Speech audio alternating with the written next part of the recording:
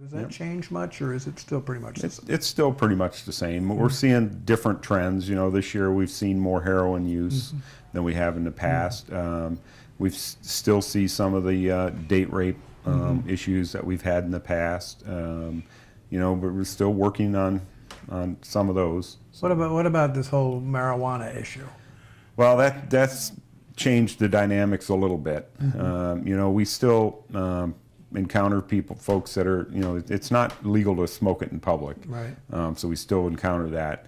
But we have seen, I would say, an uptick in the number of people that have been under the influence of marijuana or smoking marijuana.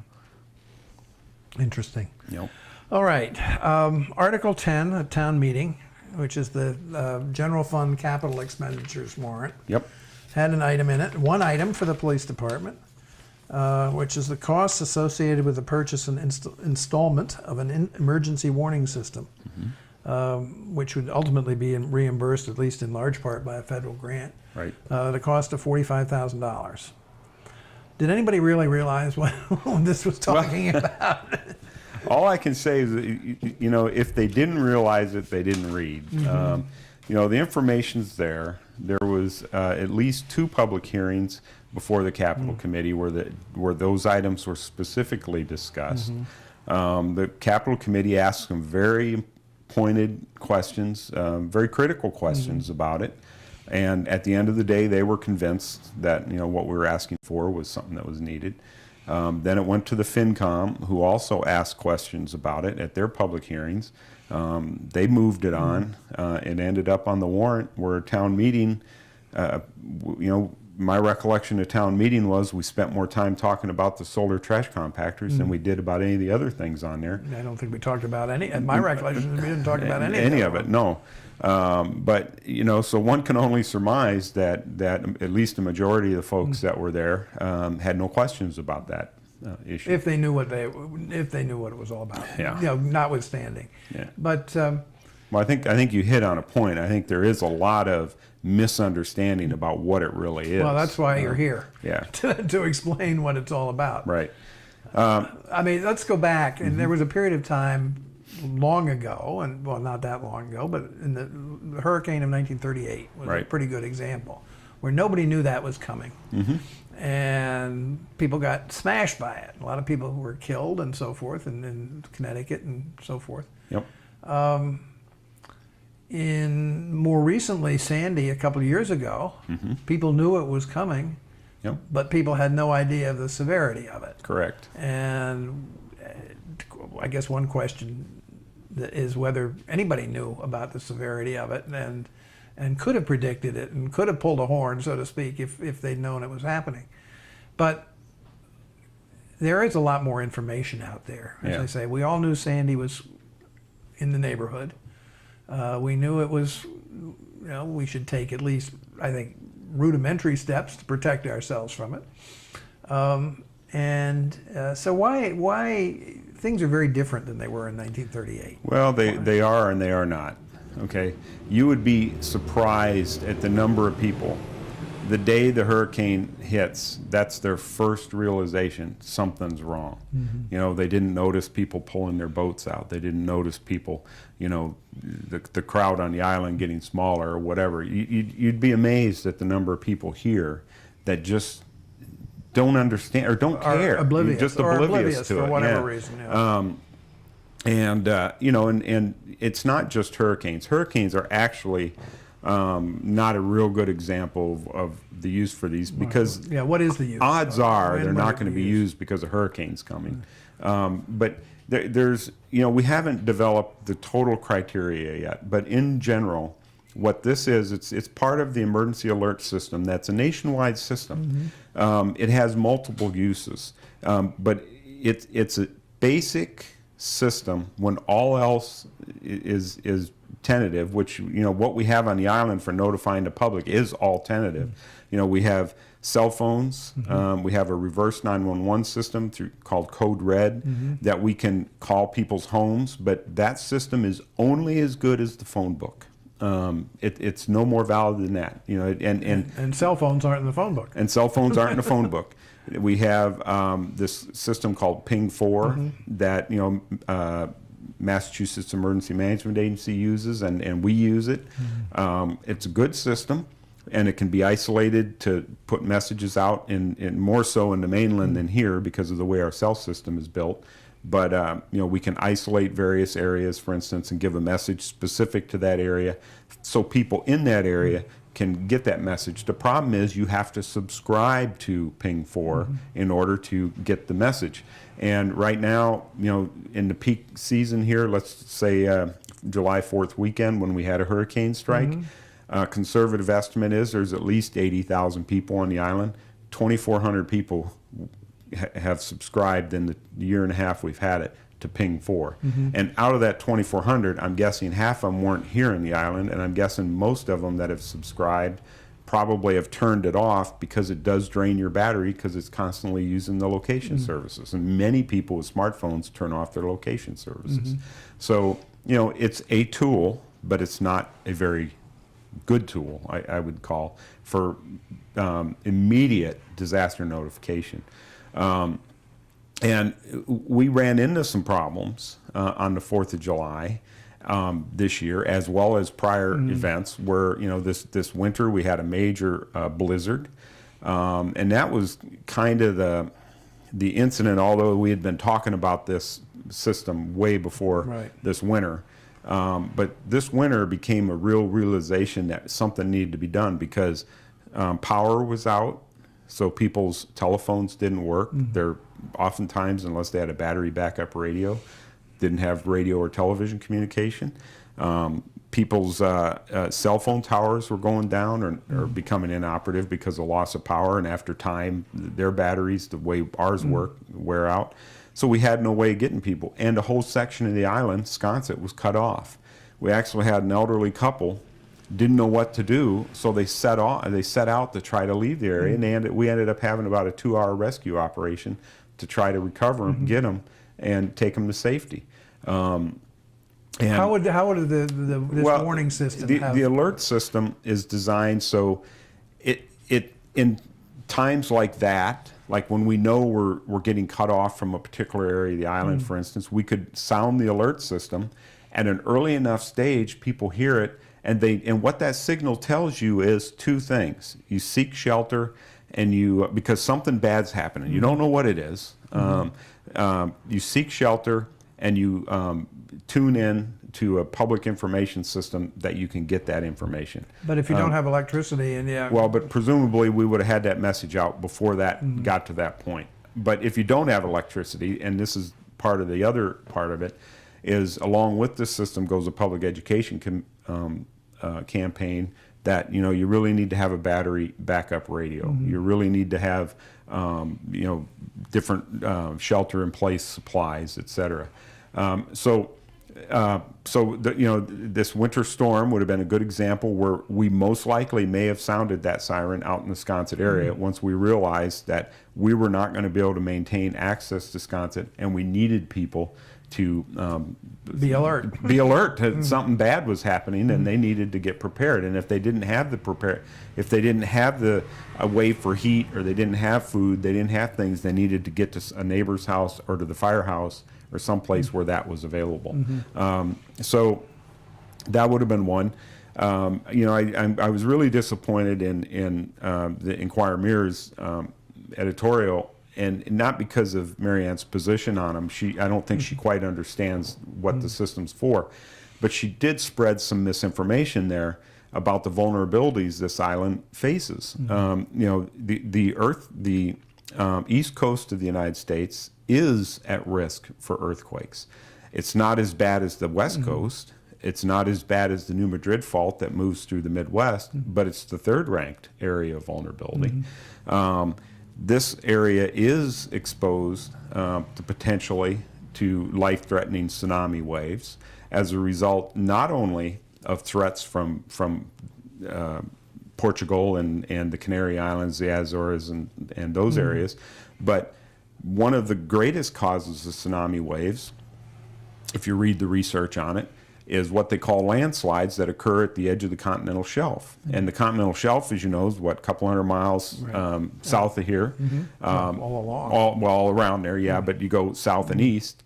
And along that area is the biggest area in the East Coast that has the material that if it landslid, could create a tsunami wave. And it's created by the channels that from the Hudson River, I think the Connecticut River, and things that have over centuries or eons have gone on out there. Yeah. And these risks are there. They're real. Are they likely to happen today or tomorrow or something? Well, we don't know. But as an emergency management person, I'm not prepared to say it won't happen because I think it probably will at some point. And so the point is there's lots of different things going on out there. The federal government has recently just installed their last buoy for their tsunami detection system, and that was installed, guess where? Out south of this area, hundreds of miles out. And this is a link to that system that if there's an alert to be put out, the siren would most likely be the tool that would be used, along with commercial broadcasts and every other tool we have. But the siren's the only system we know that's going to alert people who are on beaches that something's wrong. Because most people don't sit there with television, radios, or even their cell phones on the beach. And when you're here in the summer and you see 80,000 people around, you realize you have no way to reach a huge percentage of that population. You've got to have some tool to be able to let them know something's wrong. And that's what the sirens are designed to do. Another misconception is I think people think they're going to be sounding all the time. I was going to ask you about that. Yeah, no. They have to be tested, right? Well, they recommend that you do a once-a-month test, and that test lasts 3 minutes. They recommend you establish a particular day and a particular hour, and it's consistent every month. We used to have the fire horn at 12:45 every day. And actually, somebody who I talked to that actually was a supporter of these recommended we do it at 12:45 as kind of a historical thing. There is no, in Massachusetts, there is no standard amongst communities for what day and time. In other states, mainly in the Midwest and stuff, you'll see it on the first Tuesday at 10 because it's coincided with a test of the commercial broadcasting EA emergency alert systems. So, you know, at the very most, I would think you would hear it for that one day a month as we did a test, because I think that's the standard that should be adopted. Other than that, you know, when I lived in the Midwest, ideally you'd never use it. Yeah, we went for years and I never heard them. Yeah. But then all of a sudden, we had some years, especially of late, where they've been sounding fairly frequently because of the changing in the weather patterns that have been happening. And you know, and I got to ask people that say, first thing somebody said, well, we never have tornadoes here. I got to tell you, I bet the people in Revere that just had a tornado not too long ago have said that too. They haven't had very many in Revere. How do you respond to the point that it's just not Nantucket to do something like well, I think they're wrong. I think there used to be sirens here. You know, I've been told it's before my time, but they used to have the fire horns, and whenever there was an emergency, they used to blast codes, and people had a little card the insurance companies passed out. You had to look and see what the code was to where to go.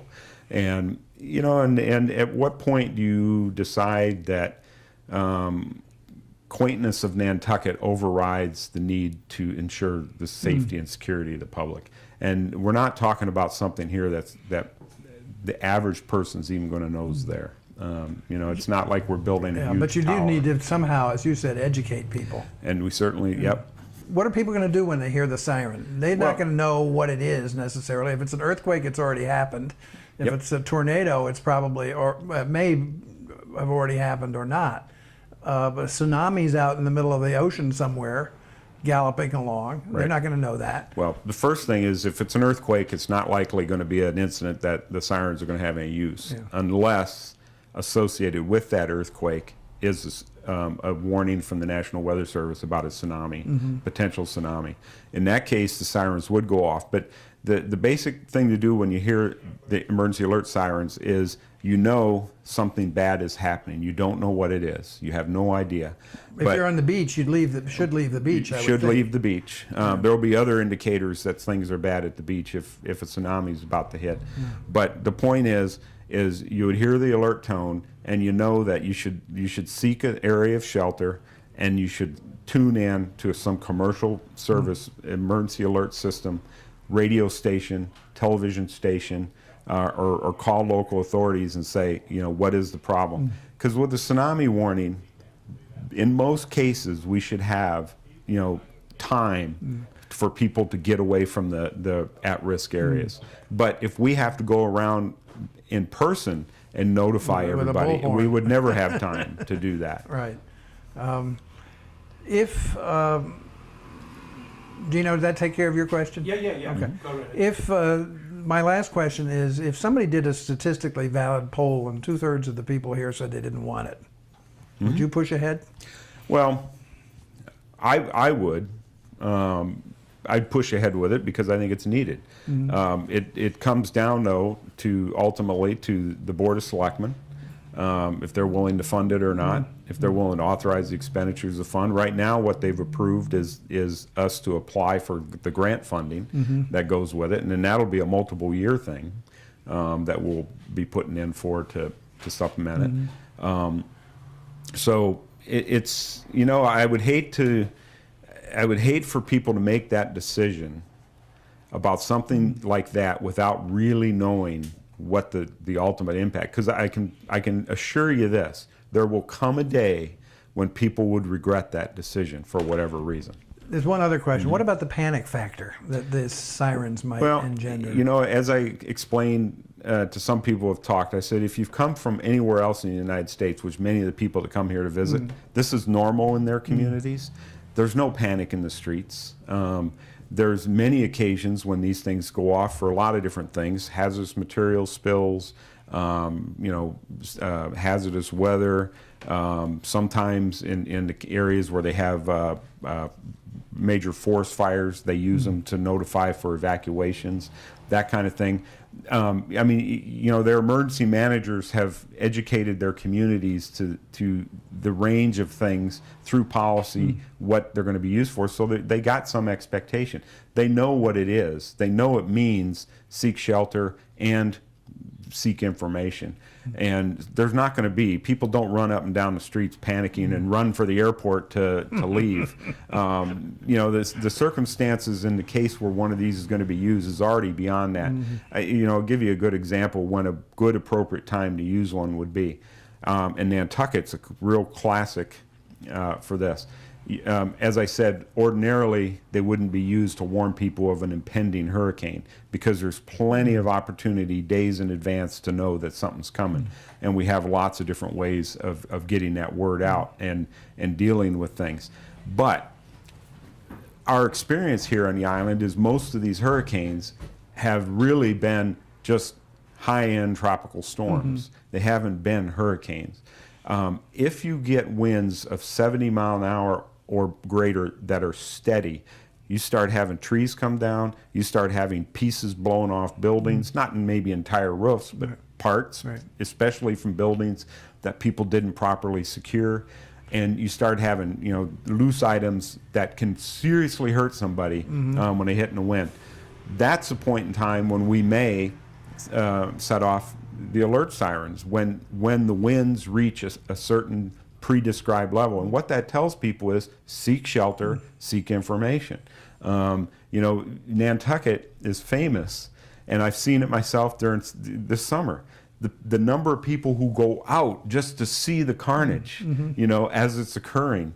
They don't realize, how at risk they are and how lucky they are, but they also don't realize how they place first responders in a very tricky situation and for potential injury. When we have to go out after them, or we have to go and warn them, say, listen, you need to get in. There's an example where we would probably use it, and that would be one. If there's approaching, different scenarios, that we could come up with. But the bottom line is there's a policy that would be developed. that will be developed. It will be then made available to the public, and the public would be educated about what these mean. Would you use it in the event of a major accident, like something at the airport or one of the Not likely, ferries? not likely unless it involved the release of some type of hazardous material or something. You know, one potential that we could is if we had a forest fire type thing, a rapidly spreading fire, where there was homes at risk, we might use it. You know, the island's generally small enough, we might be able to do advance. You know, we have to weigh the circumstances. I hear if we somebody can send called in somebody. a fire alarm a few years ago when they saw a fog bank rolling in over Tom Nevers. So. Yeah, that happens. That actually happens more than you know. So. Well, Chief, thank you Yeah. for sharing this with us, and see how it goes, and good luck. Okay, thank you, you. Dan.